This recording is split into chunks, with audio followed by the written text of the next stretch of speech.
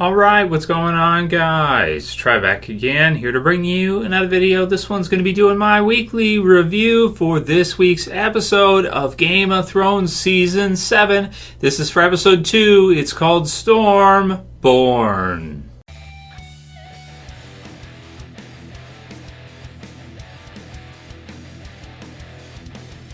And big time spoiler warning, if you guys have not seen this episode yet, you definitely want to watch it before you watch this review. So another pretty awesome episode of Game of Thrones, I want to say. Let's talk about that battle at the end, man. Holy cow. So that was freaking awesome. You guys know I've kind of been like, this season so far, a lot of focus on Euron because he's kind of one of our newest villains for Game of Thrones. We have Cersei, but we have a good understanding of who Cersei is and, what she can do. But now we're getting to see what Euron can do in a pretty awesome battle sequence at the end. One that I think we haven't seen too much. We've seen Blackwater. We've seen, a few sea battles, but they haven't been anything like this one. This one was pretty impressive and big.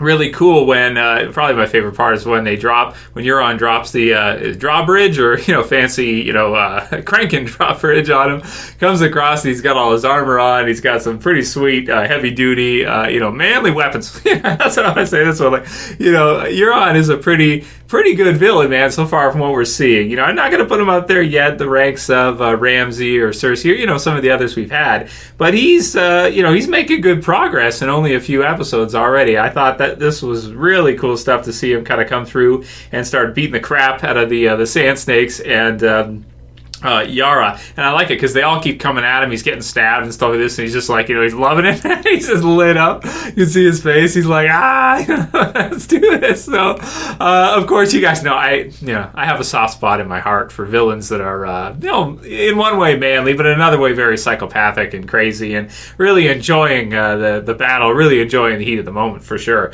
So, I like Euron. I think he's an awesome villain. I thought that was very impressive. I loved all the different set pieces they used and the way you see kind of this silhouette of this huge warship come in. Again, it's just something that we have not really ever seen before in Game of Thrones, and I thought it was really, really well done and unique. Of course, earlier on in the series, with a smaller budget, there's only so much you can do, but really happy that HBO is really putting their money where their mouth is and just really giving the show what it needs in order to be able to do intense scenes like that, to really kind of expand on the universe. Anytime we get different types of battles like that, we've seen Battle of the Bastards, we've seen sabotage, we've seen backstabbing and different things happening at King's Landing, but we haven't seen something like this one. So that was really cool. Really liked the battle at the end. Thought it was really exciting, and really loved, probably the highlight of the episode is the choice that Theon has to make here, whether to face his uncle, right? His psychopathic, crazy, battle axe on the water, pirate wielding, battle axe wielding, pirate crazy uncle, or to abandon ship. And I was thinking for a bit there, I was thinking like with Yara and the others, as she looks around, I was thinking, oh man, is she going to abandon ship and just, screw it, take your chances in the water to see what you can do. But she didn't, but then of course Theon, when given the choice, decided to. He did. I don't fault him for it. I'm not disappointed by him for doing that by any means. I mean, Theon, of course, we got to see Reek and the whole bit and what happened to him with Ramsay and the others. I mean, he's had a tough life, right? He's had a tough go. He's lucky to even be around at this point, and I don't think you can blame him for, abandoning ship in this case and leaving his sister with his uncle, even though he knows it's probably not going to be good. Now, in terms of the gift that Euron is going to give, so I'm thinking it's going to be, the remaining sand snakes, Dorne, and, I don't know if she would really care much about Yara, but he hasn't killed Yara yet, so we'll have to see what he decides to do with her. He might torture a bit, that kind of thing. And, again, that would, if he does decide to do that, that would bring him closer to a Ramsay type of territory in terms of evil. He's pretty evil so far. He's pretty sadistic. He's pretty psycho. But we haven't seen him torture anybody yet. So to get to that Ramsay evil level, you kind of have to be torturing people. It's what it is. So I feel very sorry for Yara. I'm glad she's not dead yet, but we'll have to see what happens with her in the series, because of course her and Theon, she comes into the series, I want to say is it season 2? I'd have to look back at the episodes, but I think it's the second season. It's definitely close to the beginning, but Theon, of course, being in the show from the very beginning. So really cool stuff. Love what this does for Euron as villain, and excited to see how Cersei responds when he brings her gift. So that's cool stuff. So let's take it from the top of the episode for Stormborn. So we got the Tyrells and Dorne. We got the intro. Very cool. One thing I wanted to mention is I love throughout the series how even though the intro is mostly the same, they change different locations. They show Old Town. They show some different spots depending on the episode. But it's just so cool the way like you see a location like Winterfell or Dragonstone from season 1 until this season 7 now, and earlier on in the show, when they show certain locations, you think about the characters that are there at that time. And it's just really cool to see the intro now because it's like Winterfell, you have Jon instead of Eddard, and it's just, it gives you a different feel. Even though it's relatively the same intro, it gives you like a totally different feel based on locations of who's currently there now, like Dragonstone, earlier with Stannis and now with Daenerys. I've always loved the intro for Game of Thrones, but I think it's just really neat how even though they haven't really changed the intro much, it certainly has changed for us as viewers when we watch it and who we think of when we see the different locations. All right, so we got Dragonstone. We've got the storm coming through, mention of when Daenerys was born, Stormborn as they call her. Then we have the mention from Tyrion of Queen of the Ashes and the debate about whether or not they should hit King's Landing right away. You've got the Tyrells and the Dornish are supporting at that time. Then we've got Varys and the question about King Robert and kind of the past and about the things that happened prior, and about Varys kind of serving those that are not, of course, in line with the Targaryens. And Daenerys doesn't seem to like him, right off the bat, but then, of course, she kind of needs him in some ways, and I do like that he is loyal to the people. He's loyal to the realm. He serves the realm. And I also like how she kind of spins that as well, too. She kind of takes that and says, you need to tell me, you need to promise me that if I do something against the people, then you need to bring it to me and not stab me in the back for it, right? So that she can change, which is really, something great, and you can see that Varys would definitely like her, that she's willing to hear criticism about the decisions that she makes. She's open to feedback. She's willing to change. And, if something comes up, then he'll let her know. And it's just, she's just great at what she does for sure. Then we've got the meeting of Melisandre and the mention of Jon Snow, which is really cool. And we can see for next week's episode, which we'll touch more on in the predictions, that Jon Snow is going to go and meet with Daenerys, which is a scene that I am just crazy excited for. I cannot wait to see just how that face-off, goes, and just them meeting each other for the first time, because both of them are, series long characters. They've been in the show since, the premiere episode, which is really cool. To finally see them meet face to face, because they never have up until this time. So I'm very excited for that. The mention of bending the knee. So we'll have to see what Jon has to do. But since he knows from Sam that there's dragon glass at Dragonstone, that it's worth it for him to take the chance, and even though it could be a trap and it could be something bad, he's willing to do what he needs to do for his people and to defeat the army of the dead, which is really sweet. We've got Cersei, who is debating about the Tyrells. We've got the mention of the Mad King and the way she spins it, against Daenerys. She kind of, because the way she sees Daenerys, of course, too, is that she's bringing, a reckoning is coming, right? And so she's playing with the people, and she's trying to get them to band together against Daenerys because, of course, you have her coming in, the Mad Queen, everybody hating the Mad King because of what happened before, and them really playing up that angle for their side to, to march with their banner and get others involved. We've got Sam's dad, so we've got Randall Tarley, which is really cool, and Hornhill, because that's a group, like we've seen him before, and of course Sam's been in the series forever too, but we've never seen him join the battle. We've never seen him become a formidable force, and I really like how they kind of play him up as a very he was already kind of shown as a very hardened, strong leader type of character, and somebody that Jaime would want, definitely on their side. And the conflict of oaths. Who is he going to, is he going to uphold his oath to Lady Olenna and the Tyrells, or is he going to uphold his oath to the current, people in charge right now, which of course is Cersei, on the throne at this time. So we've got that. We've got the Sam and Jorah stuff. So I really like this stuff here. I like that Sam, finding out the Jorahs of Mormont, wants to help him. Will take the risk, do what he has to do in order to help him try to peel off the grayscale. And I also liked it too because, of course, Jorah has been given that as a command by Daenerys, so he has to go through this regardless, even if he just, says, screw it, just kill me or something, right? He can't, because he has to go through it because it's part of his oath, of course, to Daenerys, and she has commanded him to cure himself, so he's going to have to go through this.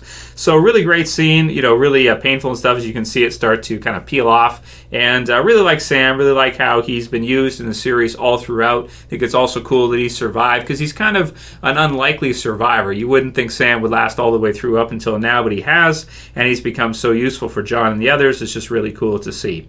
Then we have Cersei and Qyburn, who they're working on a solution to the dragons, right? So that's pretty cool. I really like Qyburn, that they have, I forget the name of the weapon, but you have, this giant like spear shooter, or a ballista. Had to look up the name for that one. So that's cool.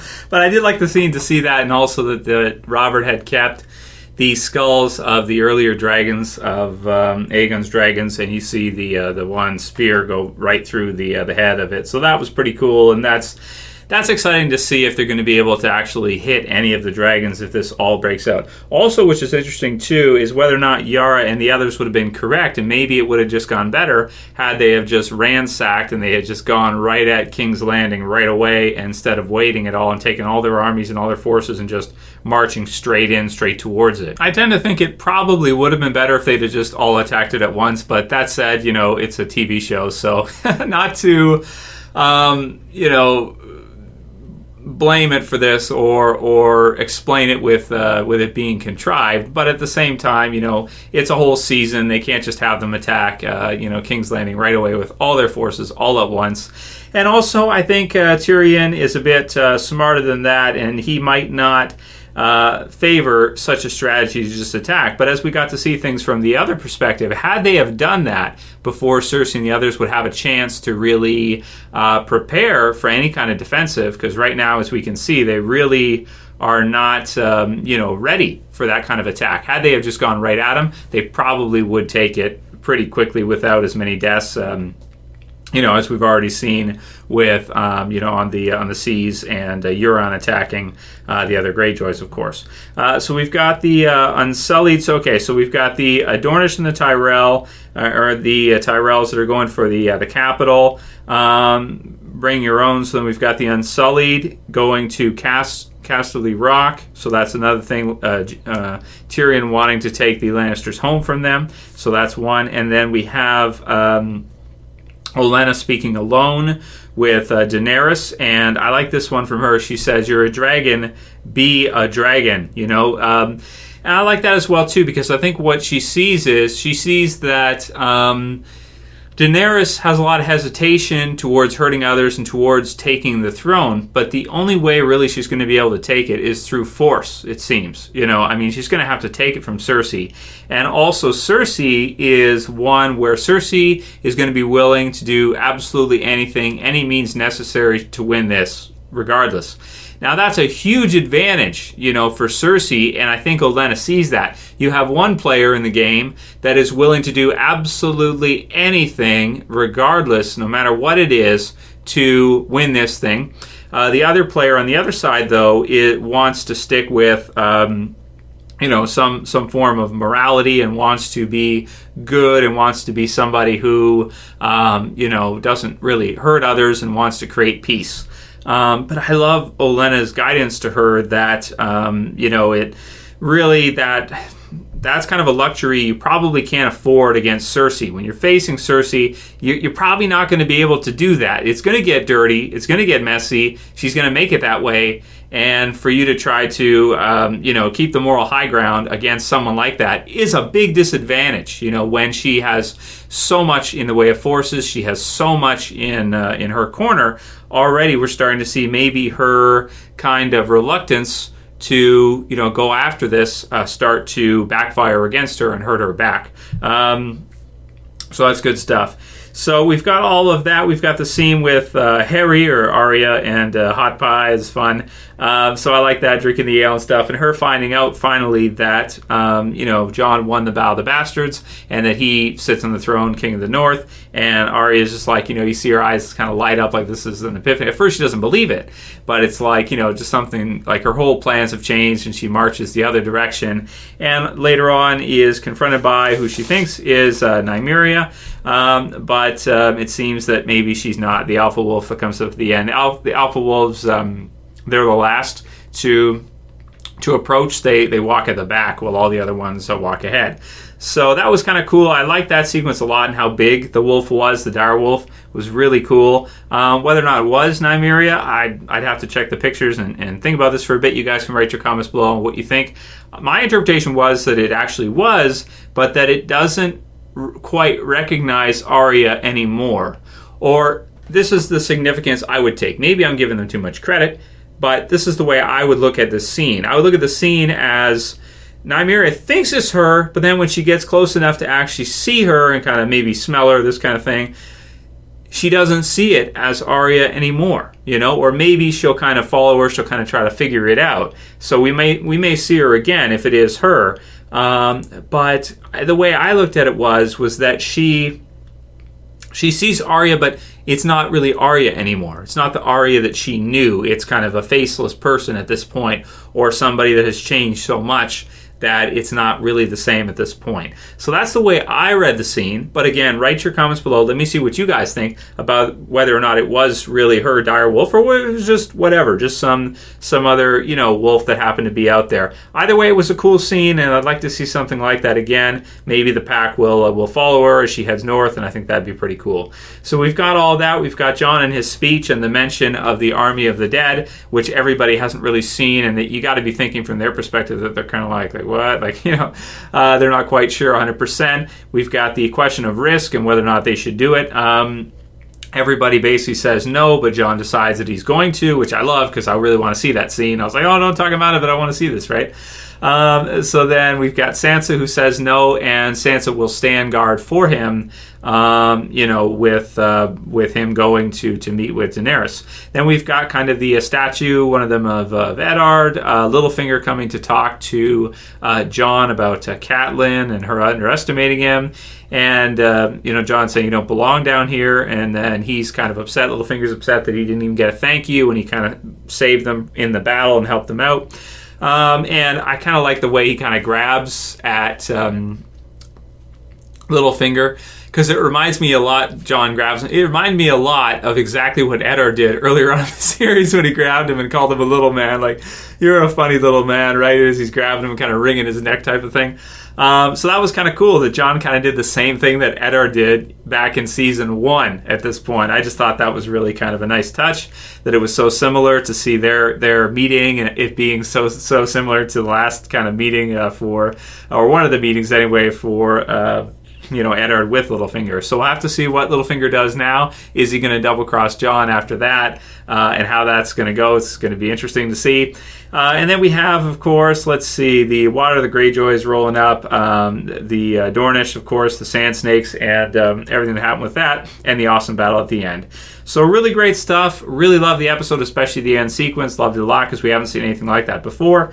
And I'm going to give this episode a 9.6 out of 10. I thought it was awesome. Really fun to see kind of the pirate Greyjoy battle. And also because I've always looked at the Greyjoys throughout the whole series as like these wimps, or these people that are kind of not that formidable or not that intimidating. They're kind of like dirty. They're kind of like scoundrels. They're kind of like thieves. They don't really seem like somebody that's all that strong. But when you see Euron come through, the cranking and everything, and swinging these super sweet axes and stuff, I was like, oh man, that's pretty awesome. So a nice brute force and I just thought that was really cool, and it made me kind of look at the Greyjoys differently now, to where like, okay, this isn't the same as Balon. It's not just like some old decrepit guy. This guy's going to come out and slam a water battle axe in your face, or like a pirate battle axe in your face.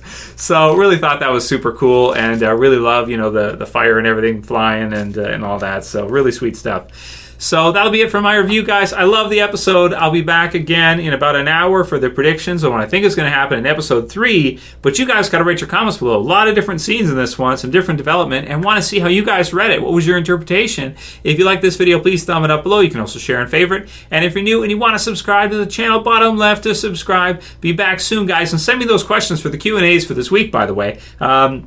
So we can do some Q&As after such a packed second episode for Game of Thrones Season 7. As always, it's Trev, and I'm saying peace. Later, guys. See you soon.